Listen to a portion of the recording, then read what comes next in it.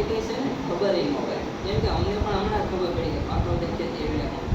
તો આના વિશે હું તમને ખાલી 2 મિનિટ વાત કરું કે આપણે બધે ખોરાક તો ખાતા જ છીએ કે બપોરે સાંજે જમતા, બપોરે અને સાંજે જમીએ, સવારે નાસ્તો કરીએ.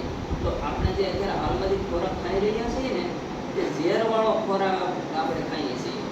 તો આપણને એ પ્રશ્ન થાય કે ઝેરવાળો અમે થોડા ખાઈએ, એમ તો શુદ્ધ સ્વાદિષ્ટ અમને આ રમેશભાઈ બહુ સારો ખવડાવે છે, રમેશભાઈ વ્યવસ્થિત જ ખવડાવે છે આપણને ખોરાક, પણ એમાં ઝેર ભળેલો હોય છે. અને ઝેર ક્યાંથી ભળે છે?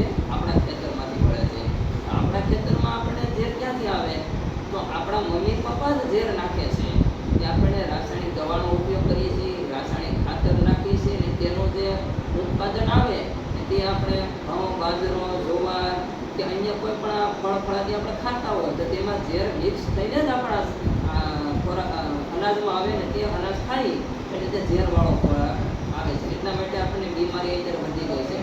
ન ખબર પડતા કેન્સર આવી જાય, ના ખબર પડતા ડાયાબિટીસ હોય, ના ખબર પડતા ટીબીનો રોગ હોય. આવા અસંખ્ય રોગો જો આપણને આવતા હોય ન ખબર પડતા નાના નાના બાળકોની જે, તો આ તેનું મેન કારણ છે. એટલા માટે તમને હું મળવા આવ્યો છું કે આપણા મમ્મી પપ્પાને કહીએ આપણે કે આપણે પપ્પા તમારે ભલે તમારી પાસે 10 વીઘા જમીન છે, પણ 10 વીઘામાં નહીં, 1 વીઘામાં કે અડધા વીઘામાં તમે અમારી હાટો પ્રાકૃતિક એટલે કે ઝેર મુક્ત ખેતી કરો. અને ઝેર મુક્ત ખેતીથી જ આપણે આપણું જીવન સારું બનાવીએ છીએ. એટલા માટે કે આપણે ઘરે કહીશું કે કોઈ મમ્મી પપ્પા એમ કહે કે જે ખાતર વગર કે રાસાયણિક દવા વગર ખેતી ન થાય તો એનું ડેમોન્સ્ટ્રેશન મારું ખેતર છે, હું 3 વર્ષના પ્રાકૃતિક ખેતી કરું છું, તેને કહેવાનું કે જસુભાઈનું ખેતર જોઈ આવો, એ નથી ખાતર નાખતા, નથી દવા છાંટતા, છતાં એની ખેતર અત્યારે પાક ઉગે છે.